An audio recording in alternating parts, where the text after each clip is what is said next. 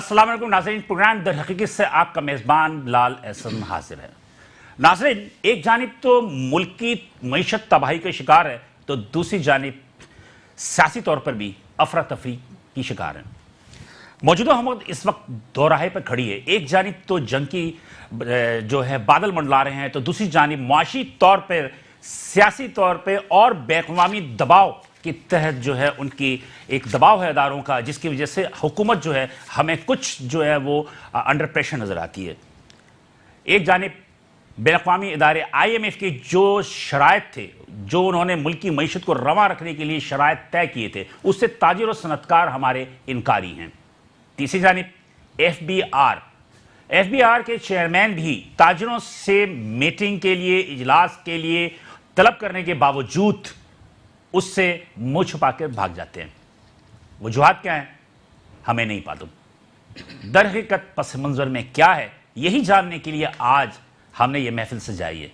इस महफिल को रौनक बख्शने के लिए जिन मेहमानों ने आज शिरकत की है, मैं उनके आपका तारुफ करवाता चलूं, उसके बाद हम मजीद प्रोग्राम को आगे बढ़ाएंगे। मेरे पहले मेहमान हैं हम्माद पूनावाला साहब, और ये हैं सदर ऑल सिटी ताजिर इत्तेहाद। अस्सलाम वालेकुम। मेरे दूसरे मेहमान हैं जनाब शर्जील गोपलानी साहब, ये है all Pakistan timber merchant association के। मेरे तीसरे मेहमान हैं शेख हबीब साहब, ये है चेयरमैन सिंध ताजिर इत्तेहाद के। मैं तीनों हजरात को खुश आमदीद कहता हूँ और शुक्रिया अदा करता हूँ कि आपने हमें वक्त दिया। नाज़रीन, ये तमाम चीज़ें मौजूद हैं और यकीनी तौर पर मेरे इंट्रो साहब को अंदाज़ा हो गया होगा कि आज हम इस प्रोग्राम में भी माशियत और जो भी इनके मसाइल, मसाइब, मुश्किलात हैं, उन पे हाथ डिस्कस करेंगे। लेकिन इस प्रोग्राम को आगे बढ़ाने से पहले एक छोटा सा पैकेज देखते हैं, फिर उसके बाद दोबारा हाजिर होते हैं। एक जानिब मुल्क की मईशत तबाही का शिकार है, तो दूसरी जानिब मुल्क की सियासत भी अफरा तफरी का शिकार है। मौजूदा हुकूमत इस वक्त दोराहे पर खड़ी है। एक जानिब जंग के बादल मंडला रहे हैं, तो दूसरी जानिब बैन-अक़वामी मालियाती इदारों का दबाव है। बैन-अक़वामी इदारों की जानिब से मुल्क की मईशत को रवा रखने के लिए दी गई शराइत को मुल्क की ताजिर और सनतकार मानने को तैयार नहीं है। कश्मीर की सूरत हाल की वजह से FBR ने SMEs से 30 सितंबर तक की मोहलत मांगी थी, वो भी अनकरीब खत्म होने वाली है। गुज़श्ता दिनों FBR के चेयरमैन शबर जदी कराची तशरीफ लाए, तो उनका छोटे और दरमियानी ताजिरों से मुलाकात तय थी। लेकिन ऐसा क्या हुआ कि तवील इंतजार के बाद ताजिरों के सब्र का पैमाना लबरेज हो गया और उन्होंने इजलास का बाइकाट कर दिया।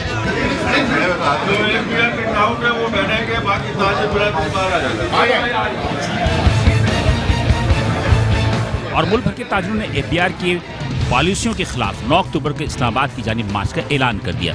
सेल्स टैक्स में रजिस्ट्रेशन इनकार ने यकीनी तौर पर मुल्क को माली साल 2019-20 में 5,500 अरब रुपए के हदफ को मुश्किल कर दिया है। हर शख्स परेशान है, महंगाई का जिन बेकाबू हो गया है। स्टेट बैंक ने आइंदा 2 बरस तक महंगाई की शरह में इजाफे की नवेद भी सुना दी है। वेलकम बैक नाज़रीन, प्रोग्राम दर हकीकत से दोबारा हम हाजिर होते हैं और साथ रहने का शुक्रिया भी। ये पैकेज आपने देखी, इस पैकेज में बनाने का मकसद ये था हमारा कि जो भी सूरत हाल है मुआशी तौर पे, इसमें सबसे ज़्यादा जो पिछड़ा हुई तबका है हमारा, वो है SMEs, यानी कि छोटे और दरमियानी ताजिर। उनकी जानिब से बहुत ज़्यादा जो शराइत थी FBR की जानिब से, उसकी मज़ाहमत भी की जा रही है और 30 सितंबर तक का डेट दी गई थी कि उसके बाद मसाइल को हल किया जाएगा। लेकिन 30 सितंबर की तारीख भी जो है वो बहुत करीब आने वाली है, लेकिन अभी तक हमें मसाइल जो है वो हल होते हुए नज़र नहीं आ रहे हैं। तो इसी पर हम गुफ्तगू करेंगे और सबसे पहले मैं हम्माद पूनावाला साहब से दावत दूंगा कि हम्माद साहब ये बता दीजिएगा कि इसी प्रोग्राम में आप भी शरीक थे और दीगर हमारे दूसरे ताजिर भाई भी शरीक थे। तो आपने कहा था कि हम इस्लामाबाद जा रहे हैं, इस्लामाबाद जाके मीटिंग होगी और उसमें बहुत सारे मसाइल जो तय होंगे। तो क्या हो गया, अब तक कोई मसाइल हल नहीं हुआ? देखिए, हम गए, मीटिंग की हमने, शर्जील भाई मौजूद थे और भी काफ़ी उसमें लोग मौजूद थे और हमें एक्सपेक्टेशन हाई थी कि जो हम मीटिंग करेंगे उसके बाद कोई ना कोई सोल्यूशन निकलेगा।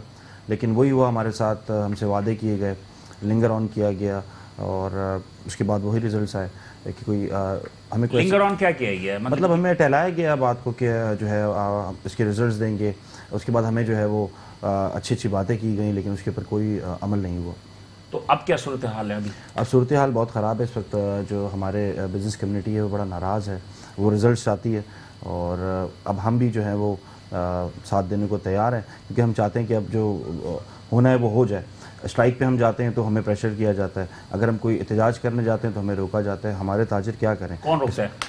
वो आपको भी पता है कौन रोकता है। कौन रोकता है बताए ना। देखिए प्रेशर तो होता है ना, प्रेशर तो होता है। इस्टेब्लिशमेंट की तरफ से होता है, बिहार की जानिब से होता है, हुकूमत की जानिब से होता है। हम भी नहीं चाहते कि जो इस कंडीशन आपने बताया, जो मुल्क की कंडीशन है, हालत जंग में, हम भी नहीं चाहते कि ऐसे हमारी वजह से कोई ऐसा बन जाए, टेम्पो बन जाए कि जो हम निकले हैं स्ट्राइक से, जो स्ट्राइक के दौर से हम निकले और वापस वो दौर शुरू ना हो जाए। हम भी कोशिश करते हैं कि इन चीज़ों से अवॉइड किया जाए, लेकिन जब एंड हो जाएगा और जब हमारी बर्दाश्त के बाहर हो जाएगा तो हमें तो अपनी बिजनेस कम्युनिटी को देखना है, अपने लोगों को देखना है। उसके लिए हमारे पास लास्ट ऑप्शन यही बचता है। बात यह है कि शजील साहब ये कह रहे हैं कि हो जाएगा, अभी हुआ नहीं है। नहीं, पैमाना तो लवरेज को तो छोड़ दें। असल जो इशू जो बना है सबसे बड़ा वो ये बना है कि लास्ट मीटिंग में हबीब शेख भी मौजूद थे। हमारी जितनी मीटिंग हुई है तो हम लोग तकरीबन 13 इस्लामाबाद की बात कर रहे हैं, इस्लामाबाद की मीटिंग ठीक है। जो आखिरी मीटिंग हुई जिसमें 30 से 32 नुमाइंदे मौजूद थे पूरे पाकिस्तान के, उस दिन हमें बाकायदा कहा गया था कि 30 सितंबर तक जितनी भी सेल है उसके जो रिटर्न फाइल होंगे वो विदाउट NIC होंगे। अब हुआ ये कि जब 30 सितंबर तक, 30 सितंबर तक, ठीक है जी। तो 30 सितंबर तक का मतलब ये हुआ हर महीने की 15 तारीख को हमने सेल टैक्स का रिटर्न फाइल करना है। ये मैं उनकी बात कर रहा हूँ जो रजिस्टर्ड हैं, अभी जो अनरजिस्टर्ड हैं उनकी बात भी नहीं कर रहा। अब हमारे साथ होता क्या है, जब हम अनरजिस्टर्ड सेल करते हैं किसी को, जो हमारा कस्टमर आता है जो अनरजिस्टर्ड है, तो वो हमें कैश पेमेंट देते हैं। हमने अगस्त के अंदर हमारे जितने भी टैक्स पेयर्स हैं, 42,000 टैक्स पेयर्स हैं, उन्होंने अपनी जो कैश सेल्स की हैं। अब हम जब 15 सितंबर को अपना रिटर्न फाइल करने गए, वो रिटर्न हमारा FBR का पोर्टल एक्सेप्ट नहीं कर रहा है। उसकी वजह वो मांग रहा है NIC। अब मैंने सेल टैक्स के बगैर, NIC के बगैर मैंने सेल की है। अब मैं इसको किस तरीके से मैंने 20 लाख की फोर्स है कि मैंने सेल कर दी कैश में और मैंने अपने अकाउंट में पैसा डाल दिया। अब मेरे पास इस वक्त जो आपका FBR का सिस्टम है वो मेरी सेल को एक्सेप्ट करने को तैयार नहीं है। कैश की 3% एडिशनल सेल टैक्स में देने को तैयार हूँ। हमने जो माल भेजा हमने 3% एडिशनल सेल टैक्स दिया कस्टमर से। और प्रॉब्लम इस वक्त जो है वो है FBR। इस वक्त प्रॉब्लम जो है वो है ब्यूरोक्रेसी। ताजिर प्रॉब्लम नहीं है। एक बात आप जहन में बिठा लें अपनी कि देखें 42,000 जो लोग सेल टैक्स में रजिस्टर्ड हुए, जो लास्ट आपने सेल टैक्स जिस दिन आपने ये 2003 में या 2002 में ये मुतारिफ कराया था सेल टैक्स सिस्टम, और आज तक वो सिस्टम चलता रहा। ये 42,000 लोगों की वजह से सिस्टम चल रहा है। जो लोग सेल टैक्स पे कर रहे हैं उनको आप फैसिलिटेट नहीं कर रहे हैं। आप नए लोगों को लाने की बात कर रहे हैं। लोग घबरा रहे हैं सिस्टम से, लोग घबरा रहे हैं FBR से, लोग घबरा रहे हैं ब्यूरोक्रेसी। अच्छा, सेल्स टैक्स से एक मसला और भी है, ये मैं शेख हबीब साहब से भी पूछूंगा, लेकिन मैं आपसे पूछ रहा हूँ, आप लोगों का मौक़िफ़ ये है कि सेल्स टैक्स जो है उस पर रजिस्ट्रेशन से जो आप लोग इनकारी हैं, उसकी वजूहत जो है, जो मैंने पिछली मीटिंग में ताजिरों की सुनी, कि वो कि जब एक चीज़ तैयार होती है तो उसका सेल्स टैक्स मैन्युफैक्चर से गवर्नमेंट ले लेती है, 17% ले लेती है। जब 17% मैन्युफैक्चर से ले लेती है तो फिर दुकानदार पर सेल्स टैक्स लगाने की क्या वजूहत हो सकती हैं? देखिए ये सिर्फ और सिर्फ उलझाने वाली बात है। दो जगह से माल आपके मार्केट में आता है, दो सेक्टर से, एक मैन्युफैक्चरिंग से आता है, एक इंपोर्ट से आता है। जब दोनों जगह से एडवांस आपको सेल टैक्स दिया जा रहा है, हम आपको जो सेल टैक्स है वो आपको, अच्छा फिर रिटर्न भी हम फाइल कर रहे हैं जो सेल टैक्स रजिस्टर कर रहा है वो, और फिर आप उसमें एक क्लोज है जिसके तहत आपने एडिशनल सेल टैक्स ले रहे हैं। जो अगर बायर है वो सेल टैक्स में रजिस्ट्रेशन नहीं है तो 3% आपको एडिशनल सेल टैक्स भी हम पे कर रहे हैं। तो फिर प्रॉब्लम क्या है? नहीं, मेरे सवाल का जवाब शेख साहब से मैं पूछ लेता हूँ। शेख साहब बताइए 17% फिर आपसे क्यों ले रहे हैं जब वो मैन्युफैक्चर से 17% ले ली? बिस्मिल्लाहिर्रहमानिर्रहीम। देखिए सबसे पहले पिछले प्रोग्राम में भी हमारी यही बात हुई थी और अब भी हम मकसद 11 में हमारे जब इजलास तकरीबन 4-5 मैंने कंटिन्यू इस्लामाबाद में भी किए। और हमारी बदकिस्मती देखें कराची में मैडम आ रही थी, मैडम सीमा, मैडम सीमा, फ्राइडे का दिन था, लोग नमाजें पढ़ के खाने नहीं खाए, दुकानें छोड़ दी, लेकिन वो FBR के दफ्तर पहुंच गए कि चले हमने कोई मसले का हल देखा। हाँ, हमने सुना कि 2-2:30 बजे से लोग वहाँ पहुंच गए थे। अब 2:30 बजे का टाइम दिया और 3:15-4 बजे तक वहाँ कोई पुरसाने हाल नहीं ना। जी। और फिर वो एक मछली बाजार बना दिया गया, जी। ज़रूरत से ज़्यादा लोगों को बुला लिया गया, उसमें छोटे ताजिरों को भी बुला लिया, उसके अंदर इंडस्ट्रीज़ को भी बुला लिया, उसमें एजुकेशन के लोगों को भी बुला लिया। तो मैं समझता हूँ कि एजुकेशन के लोगों को मैंने सुना है कि वो प्राइवेट जो स्कूल्स हैं ना उन्हें भी मेरा ख्याल मदऊ किया गया था। मेरे पास कोई रिपोर्ट आई है। अच्छा, उनसे भी टैक्सेस के हवाले से। जी, तो अब मसला ये कहने का कि जब हमारी पूरी टीम कराची के जो ताजिर थे वहाँ पहुँचे तो सुना का वहाँ बैठने की जगह नहीं थी। सर बैठने की सीटें नहीं थी, कोई पूछने के लिए नहीं। जब वहाँ से वर्कआउट करके निकले हैं तो कोई रोकने वाला ही नहीं, कोई पूछने वाला नहीं। मतलब ये कहने का कि FBR हमसे मजाक करी, दरअसल असला मसला है FBR। बल्कि मेरे ख्याल में स्क्रीन पे वो फुटेज भी चल रही है। देखिए जो इन्होंने बाइकाट किया कि जनाब के एक छोटा सा हॉल है और इस हॉल के अंदर एक जमे गफीर जमा कर लिया, जैसा कि शेख हबीब साहब ने बताया कि सामान लोगों को इकट्ठा किया था। लेकिन ये देखें ये लोग खड़े हुए भी, इनके बैठने की जगह बिल्कुल। हम यहाँ से वॉकआउट करके निकले जी। और मैं ये कहना चाह रहा हूँ कि देखें हम FBR को टैक्स देना चाहते हैं और अल्हम्दुलिल्लाह पहले भी दे रहे थे और आज भी देना चाहते हैं। छोटा ताजिर टैक्स देने वाला है और देना चाहता है। जो ताजिर टैक्स नेट में नहीं है, हम आपसे वादा कर रहे हैं हुकूमत से कि हम डोर टू डोर खुद जाएंगे, नहीं, वो छोटे ताजिर से भी हम टैक्स डलवाएंगे। मुझे बताए, मुझे सिर्फ इतना बता दिया, अमूमन आवाम भी पूछते हैं ये कि आप लोग सेल्स टैक्स में रजिस्ट्रेशन से इनकारी क्यों है? सर सेल टैक्स में रजिस्टर, देखिए दुनिया के अंदर जो कानून है ना वो तरीकेकार है मैन्युफैक्चर या असेंबली। अब मुझे बताइए मैन्युफैक्चर भी जो है 17% सेल टैक्स दे रहा है और जो शख्स इंपोर्ट कर रहा है वो शख्स भी दे रहा है। अब बताइए रिटेलर क्यों देगा?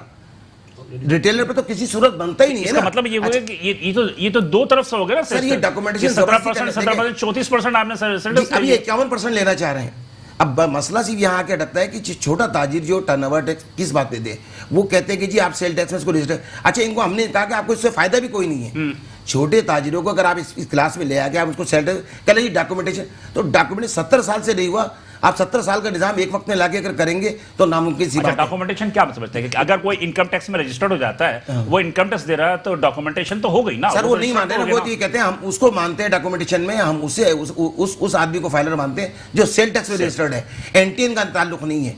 तो हम ये कहते हैं कि आप एनटीएन को ही कहते हैं, तो हम ये कहते हैं 15 करोड़ रुपए की आप हमें छूट दें, जो छोटा ताजिर अपने आप को खुल के दिखा सके, खुल के कारोबार कर सके, बैंकिंग भी कर सके। ये बात हमारी उनसे बात हुई शबर साहब से। शबर साहब ने ये वादा किया कि जी अभी लास्ट मीटिंग के अंदर हमारी जब बात हुई थी, उन्होंने कहा जी हम 10 करोड़ रुपए तक इसको ले आते हैं, लेकिन हम इसको ले आके सेनेट से पास करवाएंगे या असेंबली से इसको पास करवाएंगे। हम लोग ये आपकी मर्जी, जहाँ से दिल चाहे पास करवाएं। छोटा ताजिर अपना मसला हल चाहता है। हम ये कह रहे थे 5 कैटेगरी में इसको 5 स्लैब बना दें, आप चाहें आप इसको कैटेगरीज कर दें। ताजिर हमारा टैक्स देगा, जिसका जो स्लैब आएगा वो खुद जमा कराएगा। आप 3 साल तक चेक करें, चौथे साल हम उनके साथ खड़े होंगे एबीआर के साथ, अगर कोई ताजिर गलत टैक्स दे रहा होगा। अभी जो मीटिंग जो नहीं हुई, जो मिस सीमा नहीं आई या शबरीजादी साहब कराची शहर थे, मिस सीमा आनी थी, उन्होंने नहीं आए, लेकिन मैंने सुना था कि पहले शबरीजादी खुद करेंगे, उसके बाद उन्होंने मैडम को। सर बात जरा है, हमारे पास जो रिपोर्ट आई वो ये आई है कि जी मिस सीमा जो है वो बैंकिंग के किसी इदारे पे चली गई, बैंकों में वहाँ जाके उन्होंने इजलास शुरू कर दिया। अच्छा, वो बात ये कि छोटे ताजिरों की तो कोई तवज्जो नहीं है ना। मतलब अच्छा ये बताइए, कोई हैसियत ही नहीं है। ये 12 महीने से इतनी स्कीमें लेकर आए छोटे ताजिरों के लिए, स्मॉल बिजनेस में यानी कि इंडस्ट्रीज के लिए इन्होंने 7 स्कीमें लॉन्च की है। मुझे बताइए कौन सा ऐसा बैंक है जो उसको ऑन करने के लिए तैयार है? कोई एक बैंक बता दे ये जो उन्होंने 7 स्कीमें जो गवर्नमेंट ऑफ पाकिस्तान ने दी है, प्राइम मिनिस्टर ने, वो एक भी कोई ऑन करने के लिए तैयार नहीं। इसलिए तैयार नहीं है कि उसको बनाना ही नहीं चाहते, ये उन पर पूरा ही नहीं उतरना चाहते, ये चाहते ही नहीं। आप तो इम्पोर्टर है ना बहुत साहब, आपके अपने प्रॉब्लम क्या? देखिए हम तो इंपोर्ट कर ही नहीं सकते। हमारा तो मसला है कि हमारा कंज्यूमर और कमर्शियल इंपोर्ट का जो इशू है वही इशू खत्म नहीं हो रहा। हमारा तो एक अलग ही सेपरेट इशू है हमारे सेक्टर का। तो हाँ, तो मतलब आपके सेक्टर के प्रॉब्लम तो है ना, बहुत सीवियर प्रॉब्लम है हमारा। बिल्कुल सही कह रहे हो, बहुत सीवियर प्रॉब्लम है हमारा। तो प्रॉब्लम तो सीवियर है, तो मतलब सीसीयू में वर्किंग कर रहे हैं, लेकिन वो इस वक्त सीसीयू में इस मतलब मौजूद है। आप मतलब कि आप लोगों की अपने कारोबार की जो अपना टर्नओवर है वो कम हुआ या बढ़ा या बिल्कुल मुंजमद हो बात है। अगर कोई कहेगा कि टर्नओवर बढ़ा तो वकील ही कह सकते हैं उनका टर्नओवर बढ़ा। बाकी मेरे ख्याल अच्छा, ताजिर तो कभी भी नहीं कहेगा टर्नओवर बढ़ा। एक मसला ये देखिए, हम भी आप सीमेंट सेक्टर देना चाहते हैं। सीमेंट सेक्टर को आप इस वक्त देख रहे हैं कि सीमेंट सेक्टर ने पिछले साल 1 करोड़ रुपए टैक्स दिया जी। मैं इस वक्त का फिगर आपको बता रहा हूँ, जो मेरी LTU के अंदर कमिश्नर साहब से बात हुई है, इस वक्त 40% सीमेंट सेक्टर माइनस में। इस साल अगर 600 अरब रुपए भी 1000 अरब की जगह 600 अरब रुपए भी सिर्फ सीमेंट सेक्टर आपको दे दे तो बहुत बड़ी बात होगी। आप सीमेंट सेक्टर की बात करें, मैंने गुज़श्ता दिनों आपने भी देखा होगा कि कार इंडस्ट्री ने अपनी प्रोडक्शन बंद कर दी। 66% डाउनफॉल आपका जो है ऑटोमोबाइल सेक्टर में आ गया।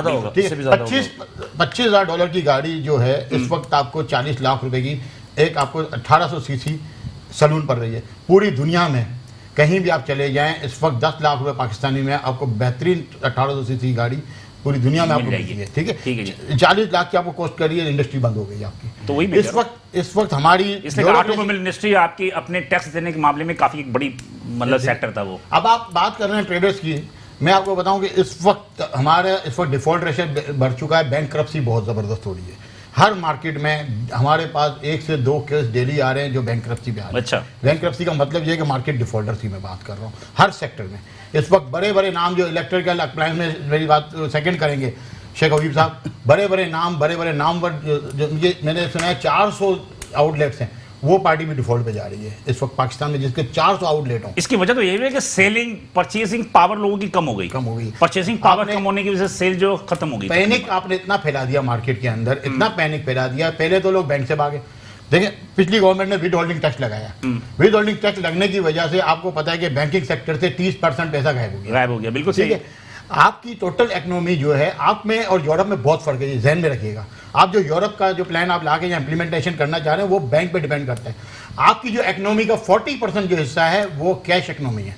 ठीक है, लोग गांव में अपनी जमीन बेच के शहर में आते हैं। मैं आपकी बात को आगे बढ़ाऊंगा, लेकिन चलते एक वक्फा लेंगे, लेकिन वक्फे से पहले मैं इनकी बात को ये ऑन कर दूं कि एक जमाना था कि पाकिस्तान पूरी दुनिया की इकोनॉमी जो थी वो क्लैप्स हो चुकी थी, तबाही का शिकार थी। पाकिस्तान, हिंदुस्तान, बांग्लादेश यानी जनूबी एशिया की इकोनॉमी बर्रसगीर की चल रही थी। तो उसकी वजूहत ये थी कि हमारे यहाँ एक पैरेलल इकोनॉमी चल रही होती है, white money and black money. तो वो ब्लैक मनी की वजह से पाकिस्तान की, हिंदुस्तान की, बांग्लादेश की या आपकी सार्क कंट्रीज की जो मईशत चलती रही। इस पर मजीद गुफ्तगू करेंगे नाज़रीन, लेकिन एक छोटे से वक्फे के बाद साथ रहिएगा।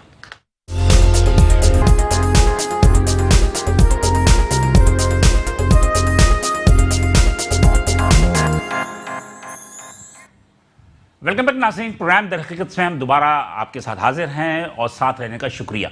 वक्फे में जाने से कबल हमारे मेहमान, जिनमें कि हमाद पूनावाला, शेख हबीब साहब और शर्जील गोपलानी साहब जो गुफ्तगू कर रहे थे, यकीनी तौर पे ये गुफ्तगू है एक छोटे और दरमियानी ताजिरों के दिल की आवाज़। वक्फे में जाने से पहले शर्जील गोपलानी सबसे बात हो रही थी ब्लैक मनी और वाइट मनी की। ब्लैक मनी और वाइट मनी अपनी जगह दुरुस्त है, लेकिन बात वही होने की सवाल ही पैदा होता है कि जिस मुल्क के निज़ाम में लूट मार हो, जिस मुल्क के निज़ाम में रातों रात अमीर बनने के ख्वाब हो, चाहे वो मैं हूँ, आप हों या कोई तीसरा हो, तो सवाल ये पैदा होता है कि शायद कि सिर्फ पाकिस्तान में नहीं, इस पूरे खित्ते के अंदर जो है वो एक ब्लैक जो इकनॉमी है, उस ब्लैक इकनॉमी की वजह से जो है बहुत सारे हमारे मसाइल हल भी होते हैं। इससे इत्तफाक करेंगे आप? नहीं, देखें, वाइट मनी और ब्लैक मनी की अभी आपने एक बात की, देखो ब्लैक मनी हमारी मार्केट में क्यों आई, कैसे आ रही है। मैं एक छोटी सी मिसाल आपको दे देता हूँ। 2003 में जिस प्रॉपर्टी का DHA कराची के अंदर 50 लाख रुपए का 500 गज का जो घर था, आज वो 8 करोड़ का घर है। अगर मैंने वो 50 लाख का घर लिया था और आज मैं बेचने जा रहा हूँ 8 करोड़ का, तो आज आपकी DC वैल्यू या FBR वैल्यू, दो वैल्यू पे आपके आपका दो वैल्यू है, लेकिन अब वो बराबर हो गया है। चले बराबर हो गया। हाँ। एक बात मुझे ये बताएं, एक मुल्क, एक कंट्री, ठीक है, उस कंट्री में दो वैल्यूएशन, FBR अपनी वैल्यूएशन पिछले साल अलग ले रहा था और DC वैल्यूएशन अलग ले रहा था, उसके डिफरेंस से आपसे टैक्स लिया जा रहा था, ठीक है। ये आप मेरी बात मानेंगे? जी बिल्कुल। 50 लाख का घर मैंने आज जाके बेच दिया 8 करोड़ का, ठीक है। 7 करोड़ 50 लाख रुपए मेरे पास आए और जो 50 लाख की वैल्यू थी वो मेरी बुक पे 20 लाख थी। मैं 7 करोड़ 80 लाख रुपए जो लेकर मार्केट में आ रहा हूँ, मेरे पास तो मेरा पैसा ब्लैक हो गया। ये पॉलिसी मैंने तो नहीं दी ना, ये पॉलिसी आपकी ब्यूरोक्रेसी, आपके डिपार्टमेंट, आपकी टोटल इकोनॉमी को तबाह करने वाले लोग, बैंकर और चार्टर्ड अकाउंटेंट जो बैठे हैं DRCBR में। मान ली आपकी बात, लेकिन आप मुझे बताएं शेख साहब, आप इस बात से ऑन करोगे कि ठीक है ब्लैक मनी मंगाई, किसने कमाई? मैंने और आपने कमाई ना। बिल्कुल। सवाल ही पैदा होता है कि उस वक्त मुल्क के मसाइल कहाँ गए, उस मुल्क की मोहब्बत कहाँ गई? सवाल ही पैदा होता है अपने मफाद की खातिर हमने बनाया ना ब्लैक मनी। अब जब वो ब्लैक मनी हम किसी जगह खर्च कर रहे हैं, कोई पूछने वाला ही नहीं है, तो एक हौसला अफजाई होती है ना लोगों को कि ठीक है ब्लैक मनी कमाओ, कोई पूछने वाला ही नहीं है। बिल्कुल ऐसे ही। तो जब अब सख्ती हुई कि शनाख्ती कार्ड के शराइत आ गए या आपके दूसरे शराइत आ रहे हैं, तो उस पर आप लोग मज़ाहमत कर रहे हो? नहीं, वो बात जो आप कहना चाह रहे हैं वो एक अपनी जगह पे, जो शर्जील भाई ने बात की वो एक अलग मैटर है। बात ये, हम तो छोटे ताजिर की बात कर रहे हैं, हम कब कह रहे हैं तो छोटे ताजिरों ने ब्लैक मनी नहीं कमाई? नहीं, छोटा ताजिर तो बेचारा खाने को तरस रहा है। बात ये कहने का है, जो इतने छोटे ताजिरों के साथ जो आप मामला कर रहे हैं, हम तो छोटे ताजिरों का इशू लेके, हम किसी होलसेलर की बात नहीं कर रहे हैं, हम किसी मैन्युफैक्चर की बात नहीं कर रहे हैं। छोटे ताजिर ही सबसे ज्यादा रीढ़ की हड्डी है। देखिए वो रीढ़ की हड्डी है ना, लेकिन मसला ये कहने का है कि सुबह वो आके अपने घर का चूल्हा वो दुकान खोलता है तो शाम तक की रोजी, जो उसके बाद 4 से 8। हमाद साहब आप बिल्कुल खामोश बैठे हैं, आगे तो कुछ बात ये कि अहमद भाई मेरी बात से एग्री इसलिए कर रहे हैं, इसलिए खामोश बैठे हैं। छोटे ताजिरों के साथ ये भी मकसद इनकी भी शमूलियत है। असल वजह ये है कि छोटा ताजिर पूरे साल काम करता है, वो ये नहीं देखता कि दिन भर में मैंने इस पीस पे 10 रुपए कमाए या 50 रुपए कमाए। वो सिर्फ अपना सिस्टम देता कि मैंने 8, 10, 15 पीस भेज दिए, मैंने 10, 15, 20 हज़ार रुपए की सेल कर ली, मुझे 1000, 1500, 2000 रुपए मिल गए, मैंने कुछ लोगों को भी दे दिया, उनके घर के चूल्हे भी चल गए, मेरी रोजी भी चल गई। तो हम तो इस चीज़ के चलाने वाले लोग हैं, हम तो इसको रिप्रेजेंट करते हैं। देखिए बहरहाल एक बात तो तय है ना कि ये बात तो कर लीजिए ना कि कुछ चीज़ों के लिए जो बैनुल-अक़वामी, एक माजी के जो बैनुल-अक़वामी तनाज़िर थे, अब जो बैनुल-अक़वामी तनाज़िर जिसमें कि FATF का जो मसला है फाइनेंशियल एक्शन टास्क फोर्स, उसकी एक तलवार आपके सर पर लटक रही है, तो उसमें भी बहुत सारी चीज़ें जो होती हैं उसकी वजह से भी आपको बहुत सारी चीज़ें जो है करनी पड़ेंगी। इस बात से मुत्तफिक हूं, हम भी इस बात को समझते हैं कि हम समझते हैं कि दबाव इनके पास है, बैनुल-अक़वामी दबाव है। हाँ बिल्कुल है ना, 100% हम भी मान लेते हैं, लेकिन हम टैक्स देने से इनकार तो नहीं कर रहे ना। आप ये कौन सा टैक्स है? उन्होंने आपसे तो नहीं कहा कि आप NIC की बोले, पूरी दुनिया में कहीं ID से मेरा ख्याल है कि टैक्स देने से ना इनकार या ना लेने से एक तरीके कार तय नहीं होगा। सर ID से पूरी दुनिया में कहीं टैक्स नहीं लिया जाता, टैक्स इनकम टैक्स पे टैक्स लिया जाता है। हमारी बदकिस्मत ये देखें कि आज ID से ले रहे हैं। अच्छा ये पिछले दौर में भी आप देखा, पिछले ये जो फालूदे वाले का केस देख लीजिए, दूसरे का केस देख लीजिए, ये सब ID पे तो है। सर वो कौन लोग थे जिन्होंने बैंकों में अकाउंट खुलवा दिए? तो जब मिसयूज नहीं हुआ तो अब ये जो पकड़ेगा ना, अब ये 25 करोड़ आवाम के पास जब ये आईडी का सिस्टम शेख चलेगा साहब, तो क्या ये मिसयूज नहीं होगा? शेख साहब जिन्होंने किया था वो आज पकड़े भी तो गए। सर आईडी होने नहीं चाहिए, कुछ नहीं पकड़ा किसको गया, सजा मिली? ऐसा कुछ देखिए नहीं। अभी प्रोसीड हो रहा है। सर प्रोसीड तो 10-10 साल पहले भी हुआ है। सर मैं जूस अपना वाला था, सर गन्ने मैं वाला अपना था, जुमला वो कोई मुकम्मल छोटा कर दूं। ताजिर तो नहीं था ना, वो तो मैं- ब्लैक में हम उसको सपोर्ट करें तो सर नहीं मैं बैठे अपना थे। जुमला मुकम्मल कर दूं। हमारा सिर्फ आपको बताने का मकसद ये आप मुझे बताया अब्दुल गनी मजीद, क्या वो ताजिर नहीं था?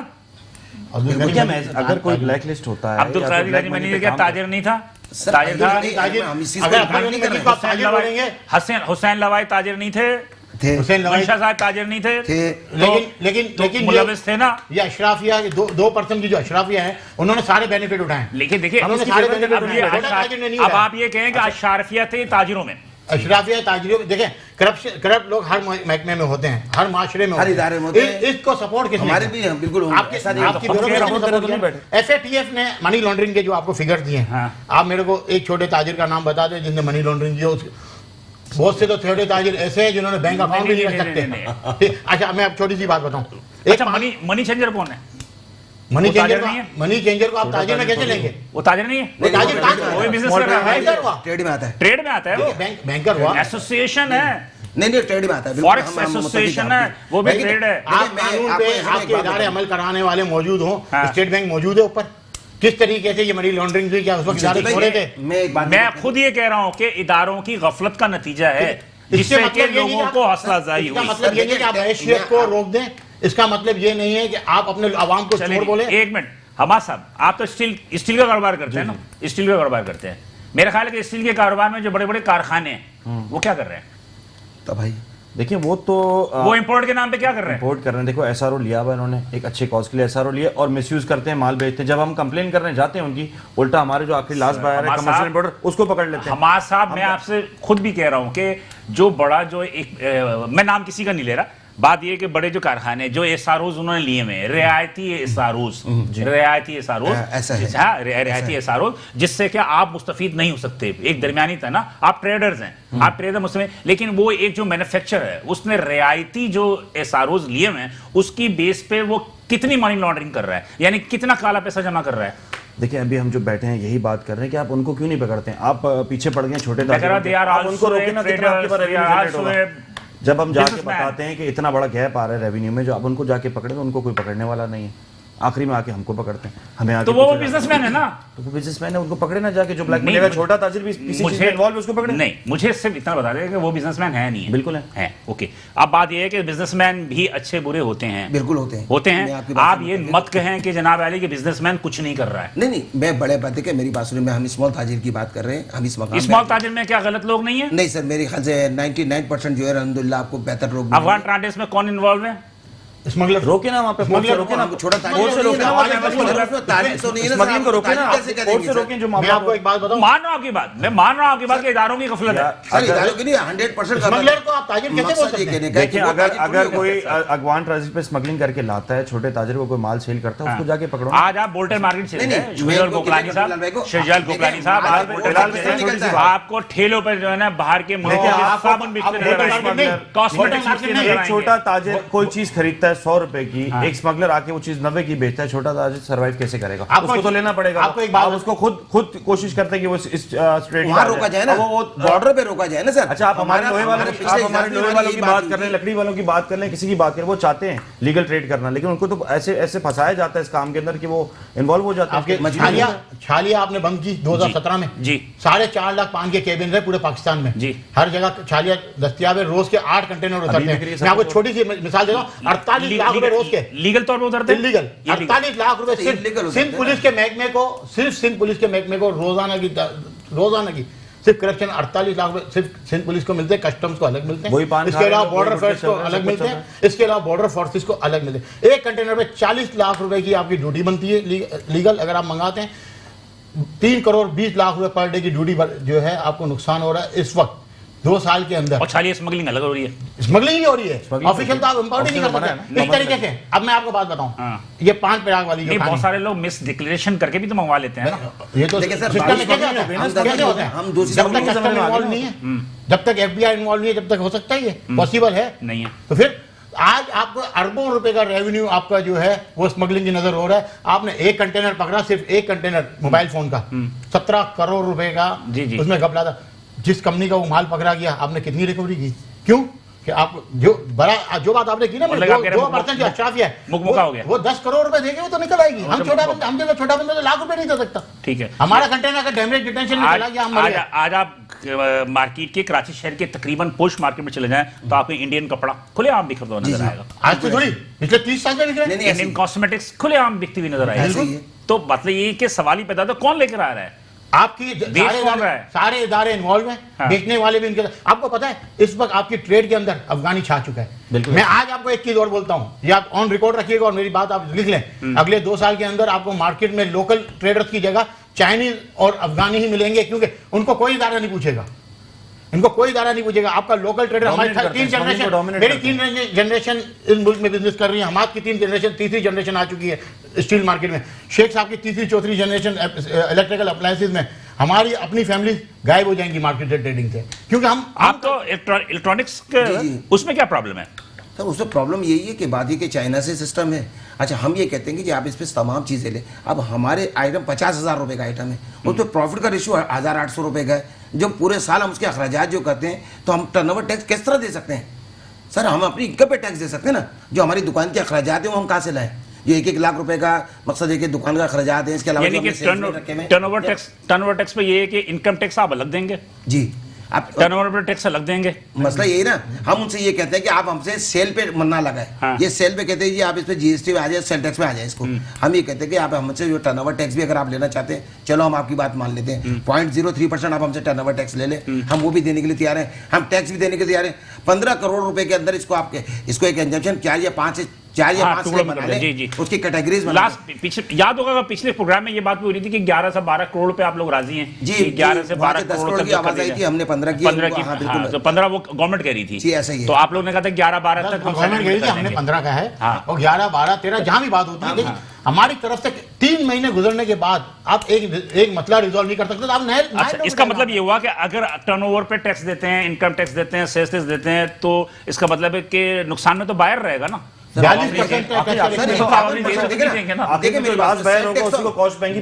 सेल टैक्स अगर आप ले रहे हैं तो इंपोर्टर पे ले लें, समझ में आती है बात, बिल्कुल जबरदस्त। ठीक है, आप जो है मैन्युफैक्चर से ले लें, समझ में आती है। रिटेलर से किस बात का?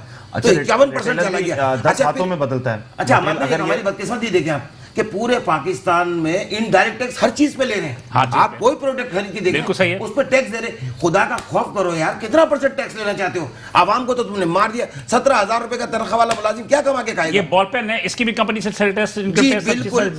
बिल्कुल ऐसे ही। अब ये अगर 10 रुपए की पेन मिल रहा है, अगर मेरा ख्याल है कि इसमें 2 रुपए, 1.5 रुपए या 1 रुपए, 4 रुपए 20 पैसे। देखिए जी, दरअसल 4 रुपए 20 पैसे कैसे? 4 रुपए 20 पैसे टैक्स जाएगा जी। 20% आप सेल टैक्स ले लेते हैं, 6% आप इनकम टैक्स ले लेते हैं, फिर आप एफईडी लेके बैठे हुए, इसके बाद फिर आपका जो है टर्नओवर टैक्स लेके बैठे हुए। इसके अलावा देखें, फेडरल एक्साइज ड्यूटी तो मेरे ख्याल में इंपोर्ट पे है ना। फेडरल एक्साइज ड्यूटी मैन्युफैक्चरिंग के ऊपर है। अच्छा, एफईडी की वजह से ही आपका सीमेंट सेक्टर बैठ गया, एफईडी की वजह से आपका ऑटोमोबाइल सेक्टर बैठ गया। अच्छा, फिर लोकल ट्रेड टैक्स अलग है, लोकल गवर्नमेंट्स के, वो हमें अलग देने।